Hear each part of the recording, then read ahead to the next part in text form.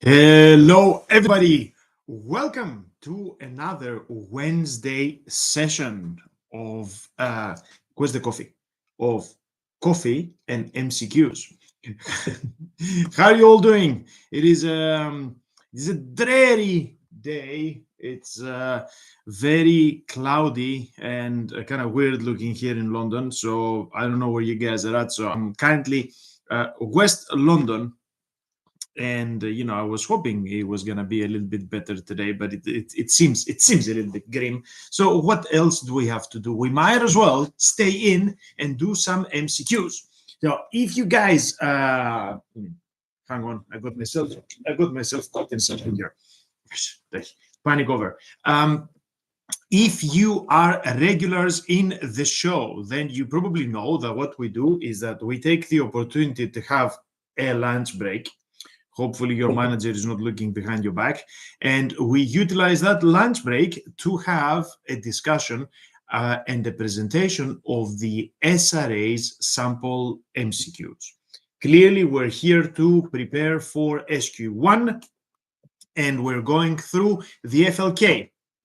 And I was thinking the most effective way to get through the FLK is to actually try the sample questions that the SRA are giving us. Could we try any past exam papers, you ask? Yes. Was it you? Did I hear this in the background? No, we cannot, because the SRA, in its wisdom, does not publish past exam papers. So the only thing we've got to go on are the sample questions from the SRA. So what do you need to do? In order to get those samples, if you don't have them already, just Google SRA sample SQE1 questions, right? Or alternatively, go to the SRA's website and navigate to the areas that they present information about the SQE. And from there, you're going to find links that take you to those questions. They have them in two sets. You can download them as a Word document or as a PDF, whatever you like. Or you can even look at them on screen, I think. And there's one set for FLK1, one set for FLK2. We're starting by working our way through the FLK1 set, but I do mix some questions there occasionally. If you go back through this set of presentations that we've had every Wednesday at 1 o'clock during our lunch break for our coffee break and MCQs, if you go back, you're going to see that we started at the beginning, and now we have reached question 30. Yes. So today we're gonna start with question 30 and work our way down. So thank you very much for joining us. I can see that we've got a few people signed on to watch us live, which is terrific. We also have got a new channel member, Cara. Thank you, Cara, for signing up. More on that in a moment. So how has your week been? I mean, it is Wednesday already. Isn't it shocking? I mean, how fast does time go? I mean, I get the feeling that I'm doing these live streams non-stop, but in fact, it is just once a week, isn't it? Yeah. There we go. And now we're friends of Disney again after Disney tried to repair the kind of unpleasant stuff they had done in the US. So now we're back using the Disney Cup. Okay. Are you guys ready for some MCQs? Yeah, we are. Yes. You see, I'm getting ahead of myself here. I got so excited, I actually forgot to put the slides up. Because if you do not have the slides, then it's going to make it a little bit difficult to follow with what I'm doing. So let me launch the slides there for a sec. Feel free to say hi. Since we've got a few people watching us live, feel free to say hi using the chat or put a message down in the comments of this video. Even if you are watching this on the replay, it's always great to hear from people. So if let us know by putting a note down in the comments if you're watching this on the replay. Okay, I might be able now to share my screen with you guys. Hey, Teresa is there. Hi, Teresa. How's it going? Good. I'm dying to ask, did you guys have a nice weekend? But the weekend's too far now. It's already Wednesday, so maybe we should be thinking about the previous weekend or the coming weekend as opposed to the previous one. Okay, now let me try and share the slides. Okay, they've gone there, or they haven't gone there. Here they are. Blue set of slides. Let's see. I'm always the problem is that we need to tell our friends in YouTube about this. The button to stop everything and you go back to bed is next to the button to share stuff. So it takes one committed individual not to hit the wrong button while they're trying to do this. All right. Now we are starting with question 30 from the SRA sample of questions. Question 30. So if you want the other 29 questions, go back to the previous recordings from our previous sessions. Question 30 says the following. In March, a buyer entered into a contract for the purchase of a children's nursery because of a fraudulent statement made by the seller in January about the previous year's sales figures. In April, after purchasing the nursery, the buyer employed a builder to carry out extensive building works to the nursery, including demolishing outbuildings and adding an extension. In May, the buyer discovered the fraudulent statement was false and decided he wished to rescind the contract. Could the buyer rescind the contract? Your options are A, no, because the decision is not available as a remedy for misrepresentation. B, no, because a third party has acquired rights. C, no, because the buyer has affirmed the contract. D, no, because the restitution is impossible. Or E, no, because there is a statutory bar under the Misrepresentation Act of 1967. Okay, so we are talking about something that has gone wrong. We are in the area of fraudulent misrepresentation. So would you like to venture a guess? Which answer do you think is the correct one? Yeah. Do not be afraid, as we said last week. Don't be worried about it. Okay, don't be afraid of telling me what you think. It doesn't really matter. I think it's more important to sort of participate in what's going on. So even if there's a risk that you might get the question wrong, do not worry about it.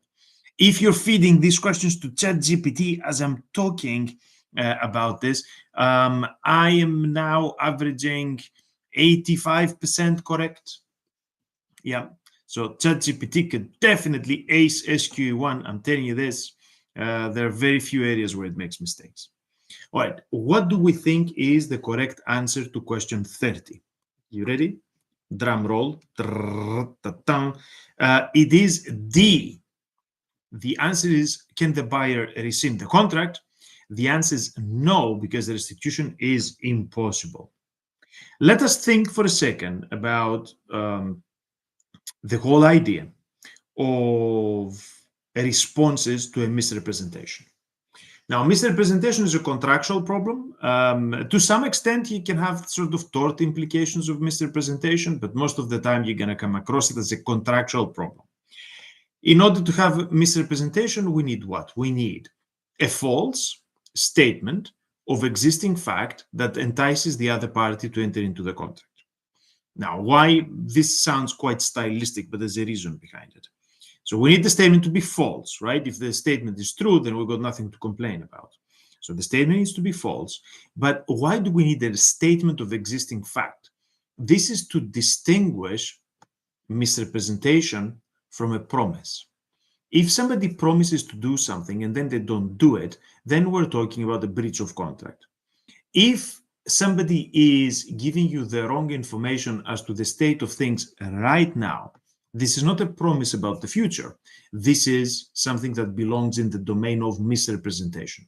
It's something that happens at the beginning that entices you to enter into the contract. So false, statement of fact, inducement. By the way, does the misrepresentation need to be the only reason why you enter into this deal? No, it doesn't. You can have a variety of reasons, but the key reason, the operative reason, the significant reason needs to be the false statement.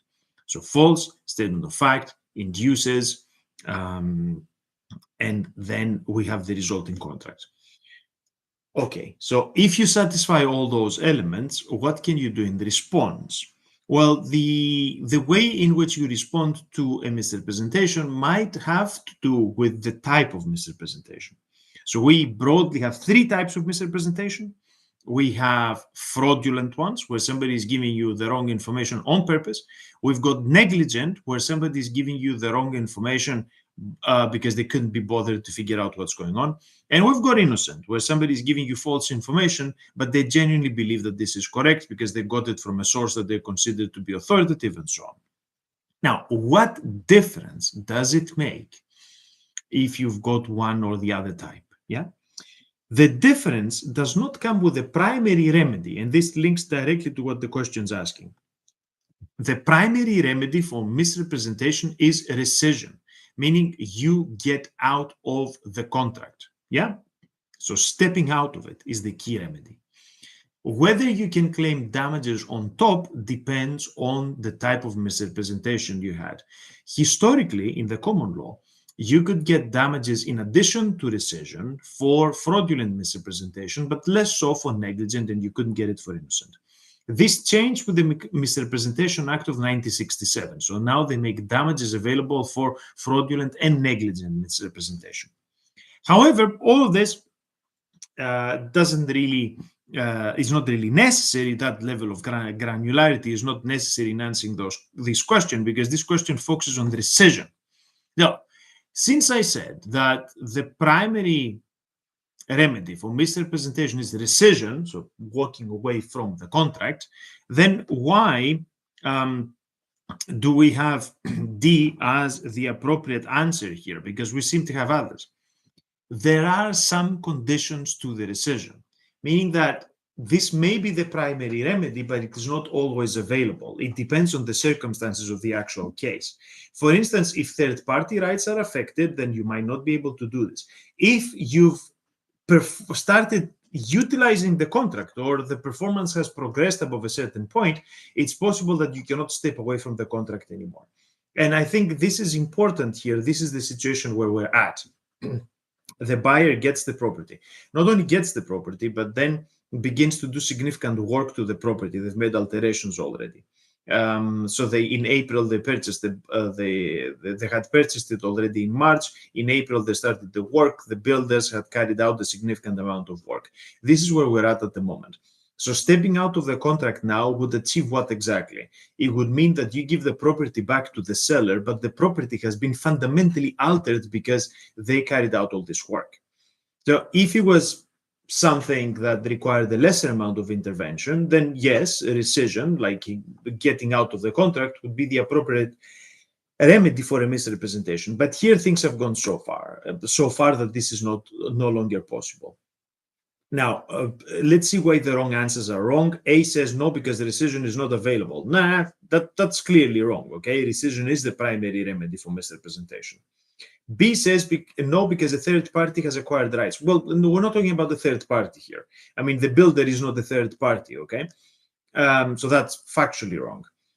C says no, because the buyer has affirmed the contract. The buyer has not affirmed the contract because they only found out about the fraudulent statement later on. So it's not like they discovered the fraudulent statement and then they chose to ignore it, and at some future point they thought, oh, hang on, the fundamentals of this business are different from what we were told. No. So there is no evidence that they've affirmed the contract. As we said, D is correct. Restitution is impossible because they've done a great amount of building work. Why is E wrong? It says there is no statutory bar under the Misrepresentation Act. Okay, I mean, this isn't relevant at all. Yeah. So we seem to have a collection of wrong answers and one that gets a little bit closer to what's going on. Remember, as we keep saying, what is the task that you have to do? If you're preparing for SQE1 and you're preparing to answer MCQs effectively, what is your primary goal? You're getting one of these chunky scenario-based questions that have got 5 possible options for you to choose from. You are not looking for the one perfect answer amongst a collection of completely random information. You are going to be given 5 possible answers that look, at least on a glance, they look possible, okay? You have to figure out then which one of those comes closer to what you're being asked. Yeah. So you're not going to find, it's possible that you're not going to find the perfect answer, but you're going to find an answer that is better than the others. So do not restrict yourself into thinking I'm going to have one absolutely correct answer and the rest are going to be garbage. No, you're going to look for a situation where you've got a variety of plausible ones and you're trying to choose the one that is most plausible than the others. That's the task. So here clearly D, even though you might not know the exact detail about how misrepresentation works and all the rest of it, D comes closer to answering the question. Of course, part of what creates this examination complex is the fact that you've got the minimal amount of time to do this. So you've got like a couple of seconds per question, sorry, a couple of minutes per question. So having the task of going through like a sort of chunky scenario and then reading kind of wordy possible answers at a very short amount of time is what makes this tricky. But that's why we're here. And that's why every time you grab yourself a coffee, you sit down and do an MCQ. And the more you train, the better you get at it. The more you learn how to sort of eliminate the distractors, like the answers that are wrong, and to pick the best correct answer. You try, and then you get better. And then you're going to be part of the 40% that actually passes the exam if they keep to these horrible statistics as the ones that they had in July. All right. Does that make sense to you guys? If this makes sense and you're happy with it, give me the thumbs up or some sort of emoji, and then I know it's time to move on. In the meantime, I'm enjoying my decaf. Yes. Send me like a crying emoji or like something to share in my pain. Why am I drinking decaf? It's only 1 o'clock. Okay, why would I be drinking decaf? There's only one good answer to this. The answer is I ran out of the standard coffee. You see the tragic situation that we're in. I ran out of the normal one and now I have to drink the decaf in the middle of the day. How am I going to stay awake till the end of it? I don't know. Okay, are we ready for our second question? Let's move on. Question 31. Okay, we're moving into issues of employment law and the consequences of the Equalities Act. Now, when I saw this, I thought, whoops, hang on a second. Do I actually have a video that covers the Equalities Act? And after a bit of head scratching, I remembered that in a video that I published recently that talks about EU law, human rights, in there I've got a discussion about the Equalities Act and the obligation it puts on employers. Now, admittedly, since I had difficulty remembering where I've put this, it's probably not super easy for you guys to find.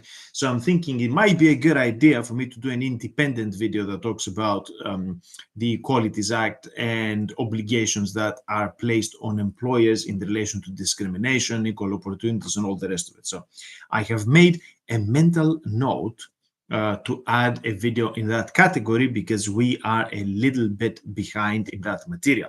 Because what I'm trying to do here, I'm trying to cover the totality of the FLK, FLK1 and FLK2, so you guys can come back to the channel and use it as a resource, either to introduce yourselves to the topics or as a revision when it comes to it. All right, question 31. A disabled employee at a firm of solicitors has requested that the firm buys some computer software for him to use at work. The software enables a person with the employee's disability to use a computer more effectively. The partners in the firm want advice on their obligations under the Equality Act 2010. What must the partners in the firm do to meet their obligations under the Act? Is it A, they must make substantial adjustments to ensure that the disabled employee is not placed at a disadvantage compared to those who are not disabled?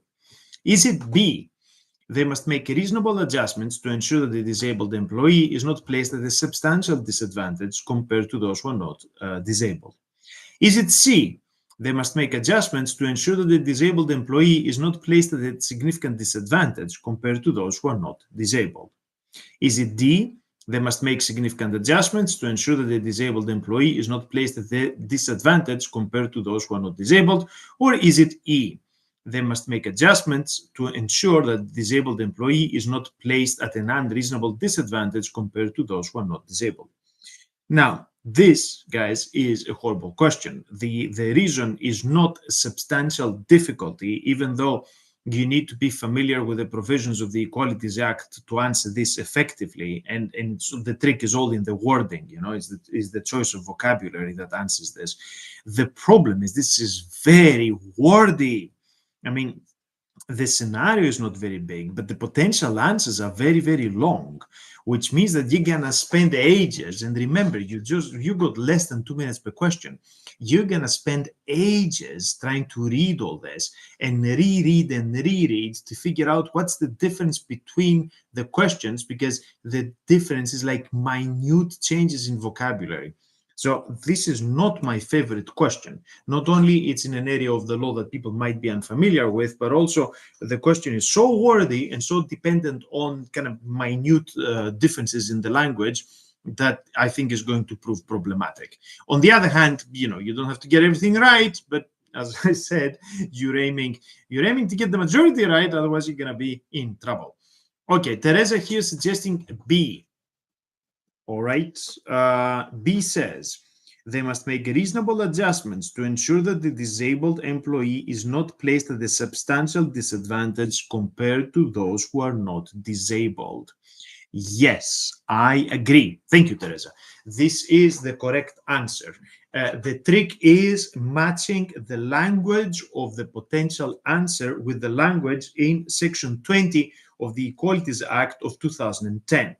So what is the requirement that is placed in the Equalities Act? It is, in fact, defining the obligations of the employer as making reasonable adjustments, not simply adjustments, but reasonable adjustments, and making sure that the disabled employee is not placed at a substantial disadvantage.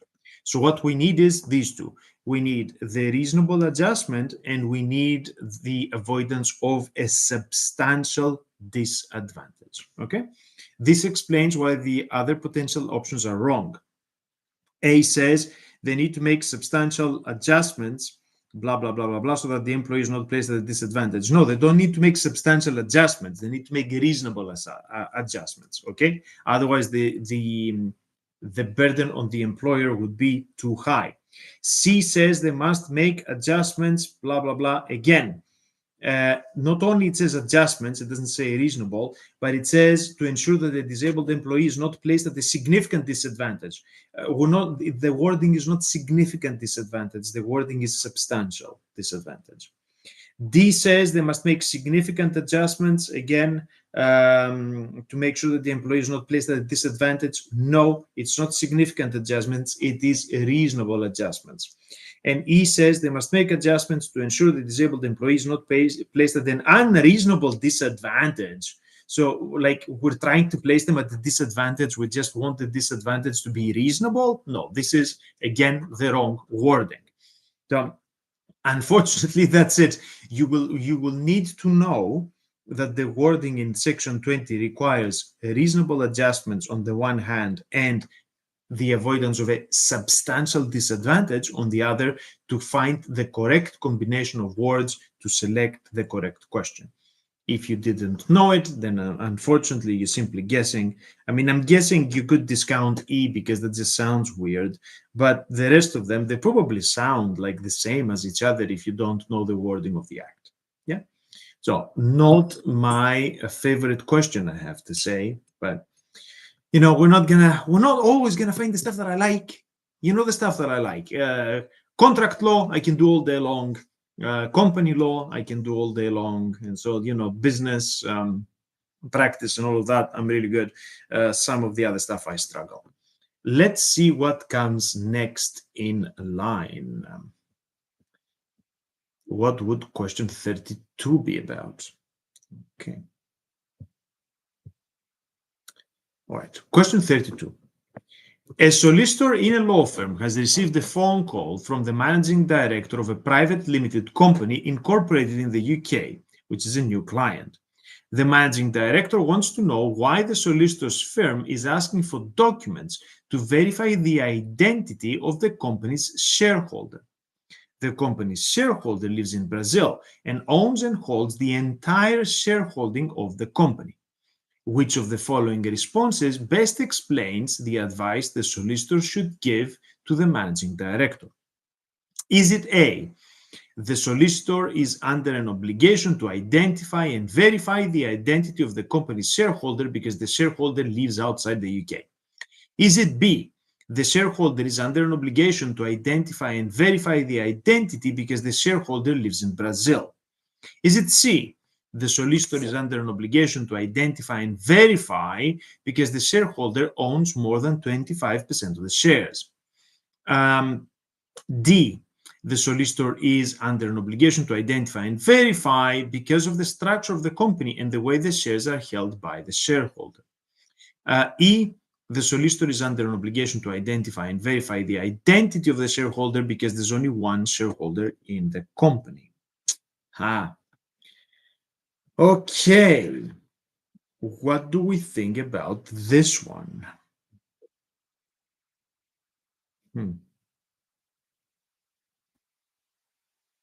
Actually, guys, come to think of it, I think the question's wrong. I think we might need to have a chat with the SRA about this one. Which possible answer are you leaning towards? Remember that we need to pick only one, and this is where things get tricky. So if you got multiple questions that appear to be correct, how do you pick the most correct one amongst all of those that seem correct? This is where the task becomes impossible, right? And maybe this is where an element of luck comes in.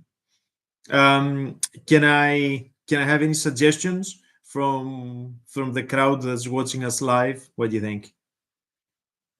And I was about to say I like this because this is business law, right? But having read the possible options, I'm not that sure anymore. I like it. Let me help you out with something. This isn't part of immigration control, right? So it's not the identity of it's not the nationality of the person or the place that they live that matters. Yeah. Because A says because they live outside the UK, B says because they live in Brazil. I don't think Companies House has got any particular issues with Brazil. Yeah. So Caroline is suggesting C. Yes, you're right. Thank you for your suggestion. The problem is, I'm not exactly sure why you're right. I can tell you you're right, but I don't know why the other options are necessarily wrong. So C is right because if you got significant shareholding, then this significant shareholding needs to be notified. So the relevant statute here is the money laundering regulations of 2017. It imposes an obligation on solicitors to conduct customer due diligence and then provide this information to the authorities as required. Now, the actual answer as to why this is the correct one is because that's how the money laundering regulations actually define the obligation. So if you have a significant shareholding that counts more than 25%, then you are obligated to notify to the authorities. You know why I've got a problem? I've got a problem because E is also correct. It says the solicitor is under an obligation to identify and verify the identity of the company's shareholder because there's only one shareholder. But maybe the answer could be that we are not talking about the company's obligations to notify Companies House as to a person of controlling interest. We're talking about the solicitor's obligations specifically. So this is a horrible question. You're going to be thinking, hang on a second, I know that if I've got people of significant control, this is what the shareholders who've got a controlling stake, who've got a significant stake, that's what they're called in the Companies Act. So persons of significant control need to be notified in Companies House. So when you go into the company's details in Companies House, you can see the names and information about the people who've got significant control. But the actual question here is asking you about the solicitor's obligations. The solicitor's obligations here do not come from the Companies Act, they come from the money laundering regulations. So even though C and E look potentially correct, if we're looking for significant control over the company, it is only C that is the most correct one, because this links up to the regulatory obligations that have been placed on solicitors directly. Now, D, to finish this off, D is incorrect because it isn't about the structure. The structure of the company in the abstract is not the problem. The problem is we're talking about people of significant control have over a specific percentage. Yeah, but man, I don't know, how do you feel about all this stuff, guys? Because some questions are broad enough to think, okay, I can manage this. I can have like a broad understanding of what's going on. The SQE requires a rather kind of shallow understanding. You don't need to be able to quote the law. Don't need to be able to remember cases. You don't need to remember what the judges have said. You don't need to kind of explain your rationale in detail. So it requires a sort of shallow understanding over the totality of the FLK. And you go through the majority of the questions and you're thinking, that's all right, I got this, I kind of get what's happening. And then you hit a question like this one that goes into a level of detail that really would not be anticipated and kind of pits different parts of the FLK against each other, because this has to do both with knowledge of the solicitor's obligations, both under the solicitor's code of conduct and other regulatory pieces like the money laundering regulations, and then knowledge of substantive business law.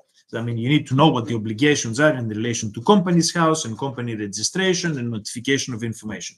So this is what we used to call in the law school a combination question that kind of draws knowledge from a couple of areas. Now, not great. And I find this a difficult one, even if you're well familiar with the various independent bits that the question is about. Now, how are you going to approach this problem? So if you've got combination questions, or you got questions that actually seem to go deeper in a level of granularity than the rest of them, how can you ensure that your level of knowledge is up to scratch? Well, what I recommend is that you go through the more detailed lectures that I'm now putting on the website.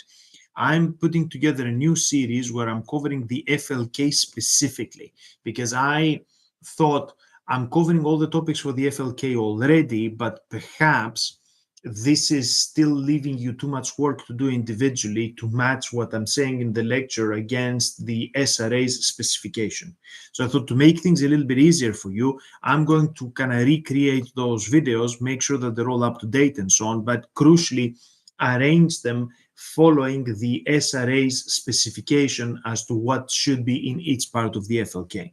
So I'm putting these videos, they're starting to kind of roll out. I currently got tort, contract. I'm doing dispute resolution at the moment as we speak. And I've got legal systems, I think. I don't quite remember now, but I've got like already like 3 of these videos published, and 1 is in preparation. These videos are initially available to channel members. So these are we have some of the people in the room, so thank you guys so much. Paid channel members, for the ridiculously cheap price of less than the price of a latte of $2.99 per month, you can become channel members and access all these videos straight away. And also I do the occasional kind of members only hangout where we talk about stuff.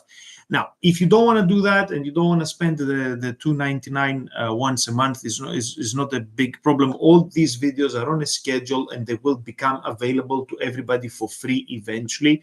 But if you want to accelerate your process and kind of support my coffee drinking, because as I said, I mean, I ran out of proper coffee and I have to drink the decaf. So if you need to save me from this horror, you can become paid members of the channel. Yes. And I mean, and YouTube gives us additional ways to contribute. You can either send me a super chat. If you hit next to the chat, there's something that looks like a dollar sign. If you hit that, then you can send money straight away. You can think, this poor man, he ran out of proper coffee and he can buy some more. I'm gonna send him a super chat so he goes to Starbucks. But okay, enough with that. I'm changing to the next question. I want to move away from this, from the solicitor's obligation stuff, because It got me depressed, I'll tell you that.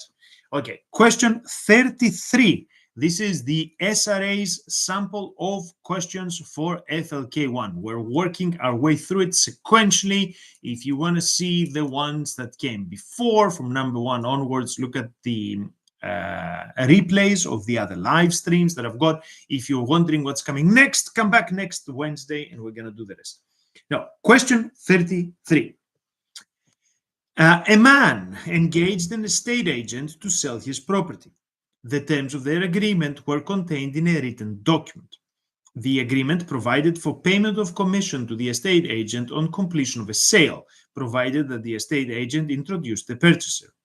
The sale of the property completed and a dispute arose as to whether the estate agent had introduced the purchaser. The estate agent brought proceedings against the man for payment of the commission alleged due, proceedings against the man for payment of the commission alleged due under the agreement. The proceedings were successful at trial, resulting in an award of damages to the estate agent of £12,000. What, if any, order for costs might be expected in the circumstances of the case? Oh, do you guys know anything about this? I'm beginning to know more things about this than I wish for, because I recently prepared like an update for next year on dispute resolution, and I was trying to explain the kind of fixed recoverable costs and all of that stuff. Now, as I told you, I'm putting the new video that kind of maps against the FLK on dispute resolution, so I'm looking at that stuff again.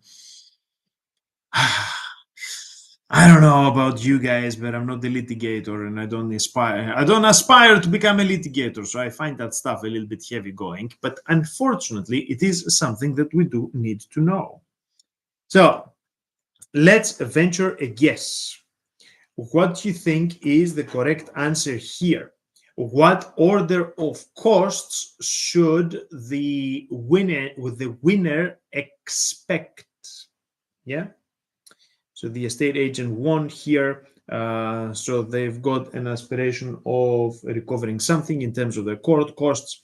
What do you think they're going to get? Now, don't let the fact that you don't like estate agents cloud your judgment. It is, even though I had a good one recently, I have not had positive experiences with estate agents throughout my life. There we go. So any guesses, guys? What do we think should be the correct answer here? Is it A, B, C, D, or E? The correct answer, yes. The correct answer, according to our friends at the SRA and also Teresa, is D. An order in favor of the estate agent for fixed recoverable costs only. Now, what is that about? That is because from the 1st of October 2023, we've got an amendment to the civil procedure rules in part 45 that introduces a lengthy discussion on what are fixed recoverable costs. You need to look at the latest videos that I have put on dispute resolution and civil litigation to have a complete breakdown of those. I did discuss them in the original lecture that I had on civil litigation, but we've moved on a little bit since then, so there is more information about fixed recoverable costs in the latest videos. So what does this mean? It means that it is not subject to the assessment of the judge, but we've got now a fixed mechanism for determining what those costs are going to be. So Caroline there suggested E. This would have been the correct answer a few years ago, but this was the position before the introduction of fixed recoverable costs. So E says an order in favor of the estate agent for costs on the standard basis, and it's assessed by at the conclusion of trial. This would have been the case before the introduction of the fixed recoverable costs regime. The idea behind this regime is to make it easier for the courts and to offer predictability of outcome for the litigants as regards the costs of the litigation process. Now, why are the other potential answers wrong? The first one says no costs because this is the Consumer Rights Act. What? What? It's not the Consumer Rights Act, it's sale of property. Okay, so that's wrong. Second, B says an order in favor of the estate agent confined to reimbursement of court fees because this is a small claim. It's not a small claim. It's not. It's £12,000. Yes. So they got damages of £12,000. Small claims up to 10. C says no order of costs because the claim is a small claim. Again, it's not a small claim. Yeah. So you can have claims of value up to £100,000. And this comes now under the new regime for fixed recoverable costs. Now, there is no therapy for this unless you know the underlying law. Probably you can discount the first one because it just seems bizarre to be talking about the Consumer Rights Act in a property transaction, right? But other than that, if you didn't know the rules, it wouldn't help you. If you knew the rules because you've been working on this or you've got prior knowledge from when you were students historically, again, it might not help you because you might not be aware of the introduction of the fixed recoverable costs regime that came in a couple of years ago, like almost precisely 2 years ago. Yeah. Okay, so I cannot tell you that this is my favorite question again. You see how it kind of ebbs and flows. Some weeks we got like a bunch of questions that look really easy, or in any event, they're all in kind of areas of the law that we might be well familiar with, and everything seems to be going smoothly. And you're thinking, I don't need a prep school. I don't need to do MCQs. I'm great. I just need to watch a couple of videos and then I'm good to go. And then we've got weeks like this one that we got like a stack of questions that either are particularly difficult or they're in niche areas of the law that we don't know what to do about. Now, in order to further protect yourselves and get as much training as you need, if you're not subscribed already, I would like to remind everybody about my newsletter. So we have a newsletter at Glintis. Whoops, I'm trying to type this.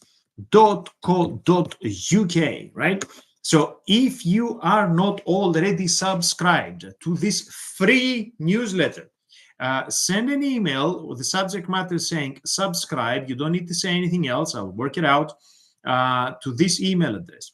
And I will add you to my mailing list. And then every Monday, without fail, you're going to have an email in your inbox that has a new, fresh, not the SRA sample, the fresh one. Very fresh, created by me. Multiple choice question. You're going to get the previous week's multiple choice question with explanations on why the correct answer is correct and why the wrong ones are wrong. You're also going to get discount codes and freebies for things that I've discovered that might be useful for the community. And, you know, tips to study material, links to relevant videos on the topic of the question and all of that stuff. So all of this happens for free every Monday to the people who participated in the newsletter. And while we're on the topic, I have finally done it, and I would like from anybody, including you guys, a round of applause. Give me a round of applause first, and then I'm gonna tell you what I've achieved. Yes, let's go. I'm gonna clap myself here, and I'm gonna tell you what I have achieved, and then I'm gonna tell you why I'm very disappointed about it. I have finally finished my interactive study planner. Ta-da! Because as you have probably seen, I publish a study calendar to help people prepare for the upcoming exams. I publish this kind of static, they're in a PDF, you can print it out. It's a study calendar that takes the FLK and says, if you're starting August and you're going for the January exam, here's what you need to be studying every week to cover the totality of the FLK. Then I have another one that says, if you're starting in January and you're aiming for the July exam, this is how things spread out. And these are great, and they've been going great. They're sponsored by Revise SQE, who are wonderful people, and they enjoy them as well. So this has been working fantastically. But I wanted to up my game and offer something that is a little bit more interactive. So I thought I would like to generate a digital study guide where you get to select your starting point, because not everybody starts preparing the last week of August, right? Or the third week of January. It could be that you're starting today and you're going for the July exam, or you started the 1st of September and you were going for the January exam, or whatever. So I have created my own digital study planner, which allows you to put your starting date, select which exam you're going for, select whether you're preparing for FLK1, FLK2, or both, and then it already knows the topics, and it already knows which ones are difficult and which ones are easy, right? So there's a value weighting in those topics. And then with all this in mind, the magical AI machine that is behind it is going to spread the syllabus in the time that you've got available to make sure that you cover the totality of the FLK as you're preparing for your examination. Actually, I should give you guys a direct link to the study planner. Let me just check that this is the correct one. Yes, it is. So this is the gateway for the study planner. And the beautiful thing is, you don't need to sign in. You don't need to give any personal data. You don't need to give any information. You don't need to do anything at all. Nothing. You just put your dates and booyah. And then you can just kind of download the planner or copy paste it into something, and you do what you want. Now, when I've got a little bit more time, and I'm going to put the functionality that you can have something that integrates straight into your Google Calendar, so it goes straight into your calendar. But for the time being, the version 1 of this allows you to just copy paste the calendar or to download it and print it out. And why this sounds great? Why am I disappointed? Because I coded all this myself, and I'm not a coder. So I got my friendly AI agent in ChatGPT to help me along with it, and we coded it together with the AI, arms in hand with the robot. And I was so pleased with myself that I managed to make this work. And then I told some others in a learning and teaching mailing list that I am. I told the others, "Woo! I managed to make my study planner. I'm so happy. ChatGPT helped me. ChatGPT was awesome," and they all shackled me, because they were all like, "Nah, you shouldn't use AI. You should do it, with like carved on a stone tablet first and whatever, So even though these guys are about technology, yes, I think they mean technology as it was in 1999. So they were not happy that I used AI to make my planner. So if there are any coders amongst you watching this, you probably think, aha, this man should learn how to code and not use AI. But if the rest of you are lawyers or aspiring lawyers, you know that we cannot code or write numbers or anything at all. Okay, so if ChatGPT can help me do it, then I'm happy. So I would love your feedback. Not on my use and relationship with ChatGPT. I would like your feedback as to whether you actually like the app. So if you get the opportunity, go in there and try it out, and then let me know what you think. Yes. And if this is successful, then I'll make some more. So then the community can have its own free, personalized SQE study planner. Right. That was fun. Let's progress with our question. So we said the correct answer here is D, an order in favor of the estate agent for fixed recoverable costs only is what we're going for. Okay, next question. Next question is question 34. Okay. A company buys drums of an industrial cleaning acid from a woman. Okay. Kind of sounds like they met somebody on the street and bought kind of buckets of acid. Anyway, I don't know. You can laugh at them. I'm not the one who writes the questions, okay? So they buy industrial cleaning acid from a woman and store them in their factory. The drums are not suitable for the storage of the acid, and the acid leaks, causing damage to the floor of the factory. A company employee sees the damage to the floor is being caused by the leak, but fails to move the drums. I'm guessing they must have thought, oh, this is leaking. Okay, whatever. The drums could have been moved at no cost to the company. The company now claims £5,000, which is the cost of the repair to the floor. The woman who sold them the acid refuses to pay the amount, arguing that damages payable should be lower. Will the woman succeed in her claim? Now, this, ladies and gentlemen, is a breach of contract problem. Now, this is a business-to-business contract. Why? Because people don't normally sell vats of acid retail, okay? This has all the trappings of a business to business deal. It's for an industrial process and all of that stuff, okay? So business to business contract, sale of goods contract. Is it a problem that the acid is not stored in suitable containers and it leaks? We do not know what the terms and conditions of the contract are. We were not present for any negotiation between the seller and the buyer. On the other hand, we do know that the Sale of Goods Act 1979 implies certain terms and conditions into contracts of sale. One of these conditions in section 14 is that the goods need to be of adequate quality. They need to be fit for the purpose for which they're supplied for. So if you buy buckets of acid and the buckets are not sufficient to hold the acid and it leaks and damages your floor, then yep, that would be a breach of an implied term under the Sale of Goods Act. And what happens after a breach of contract that causes harm? The victim of the breach has the opportunity to claim compensation. This compensation usually comes in the form of damages. How do we assess those damages? We try and calculate how much money it costs to repair the problem. This would be, the appropriate measure in this case. It would be the cost of cure. We didn't bargain for a messed up floor. How much does it take to fix it?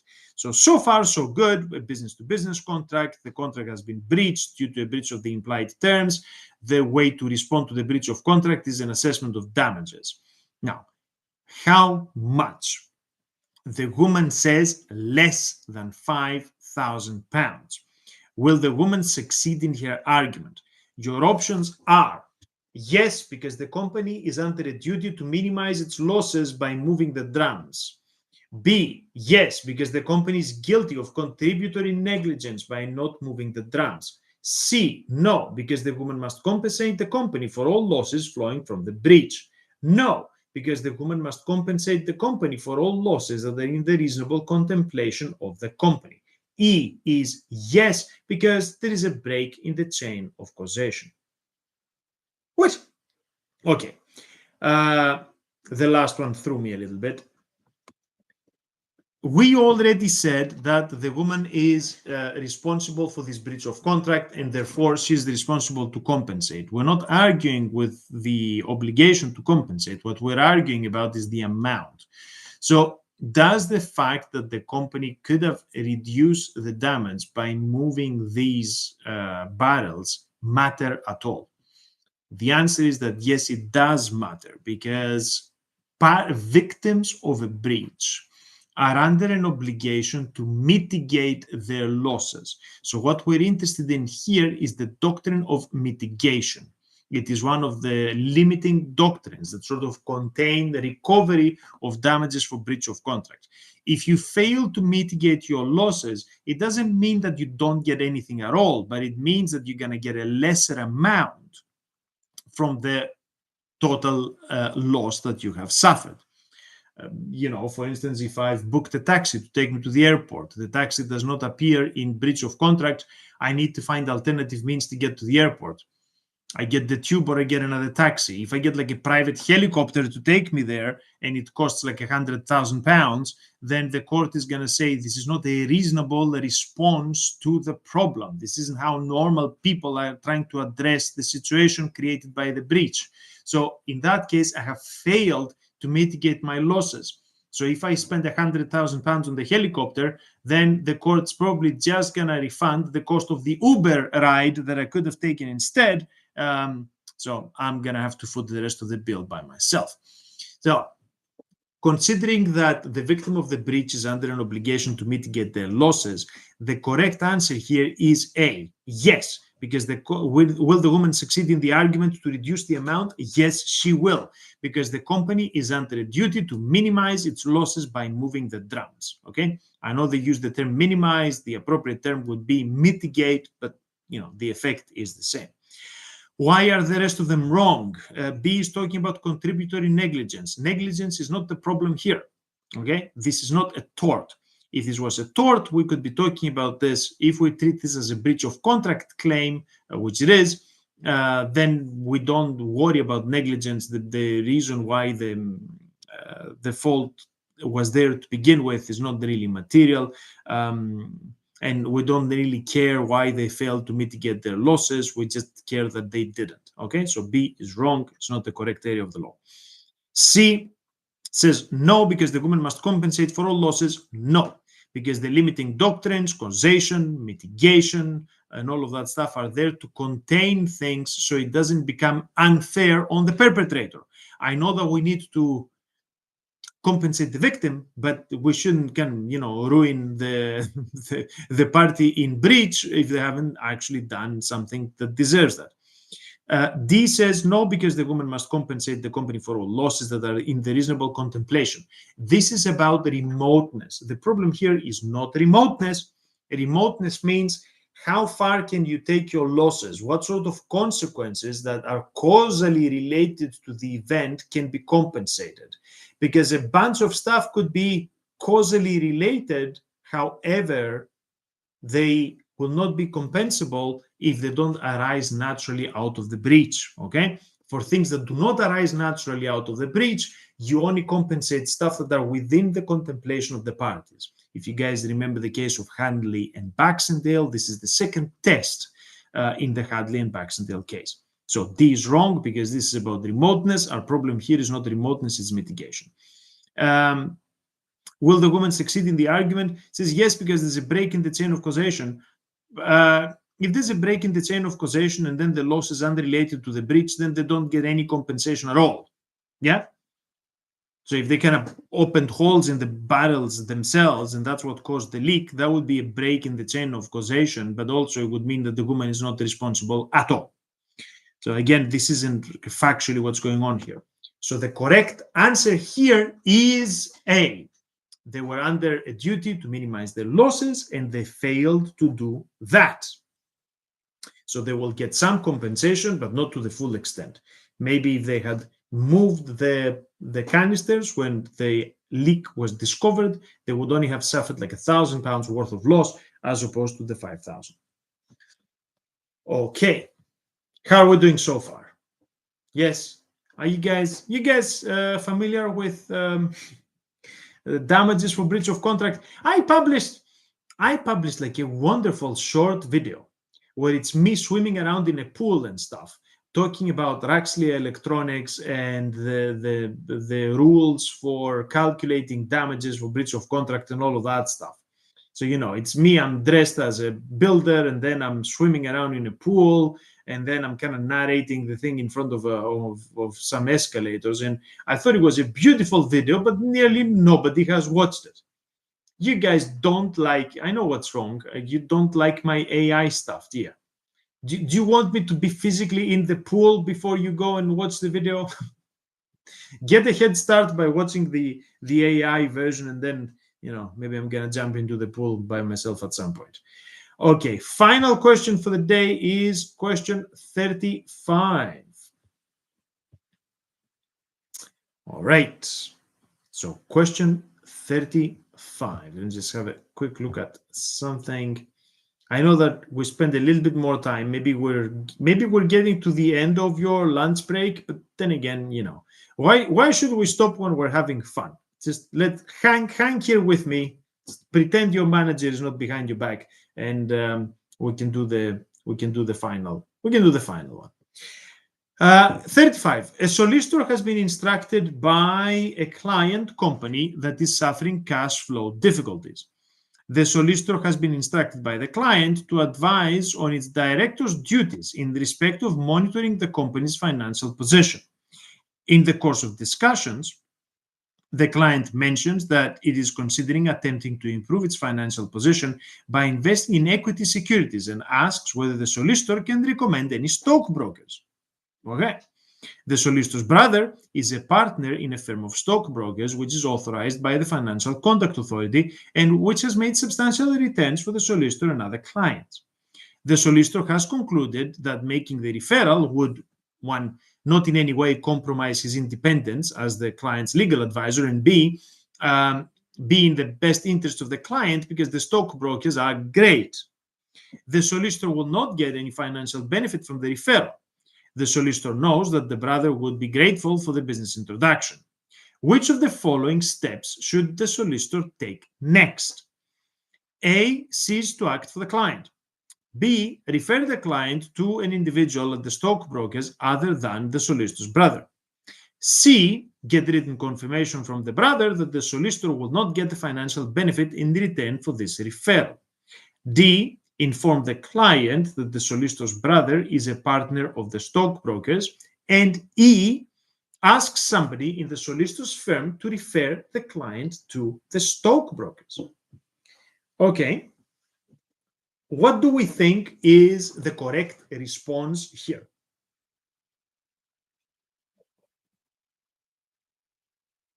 It obviously has to do with the ethics obligations of solicitors and how do we deal with potential conflicts of interest.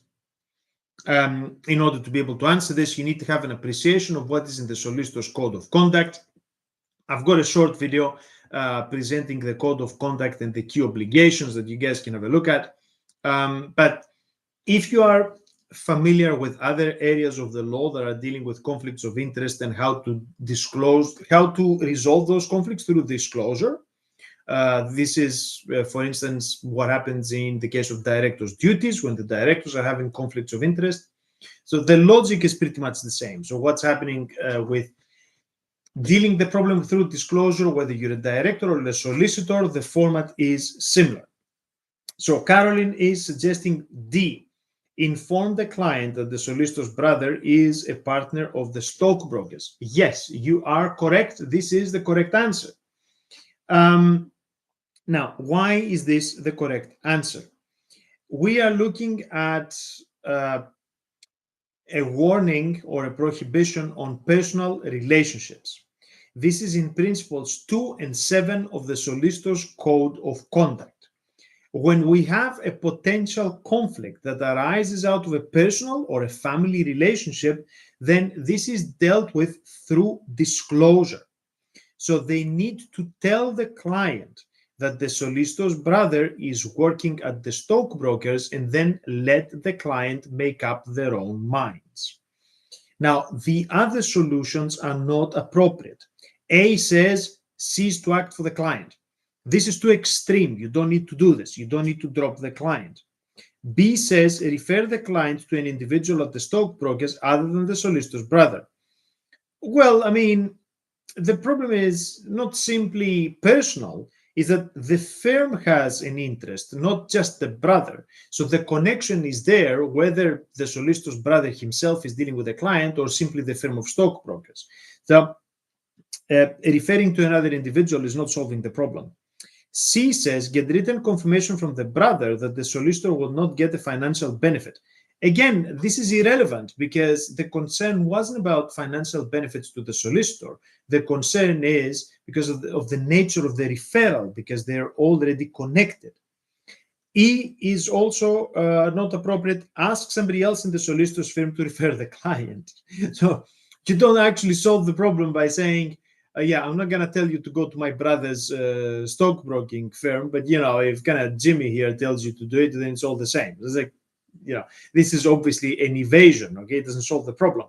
The only appropriate way that is consistent with the solicitor's code of conduct that you can solve this problem is by disclosure, by informing the client about the personal relationship between these individuals. And then you let the client make up their own mind, which is, you know, perfectly fine. The client could take the decision that this is a great stockbroker and they want to go with them anyway.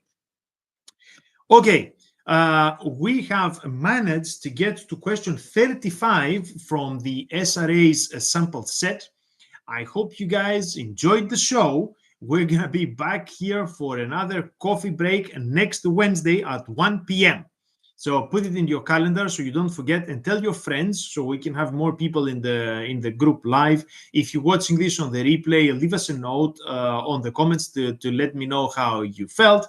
Remember to go and try my digital study planner and send me some feedback or on whether you thought it works well for you or not. It was great to see you guys. I greatly appreciate the fact that we've got some of our paid channel members joining in. That's amazing. Thank you guys for your support. It's also amazing that we got so many people watching us live. That makes it a much more lively and engaging show. So keep well till next week. Keep practicing. Every time you're thinking coffee break, think about doing an MCQ, and I'll see you guys next week.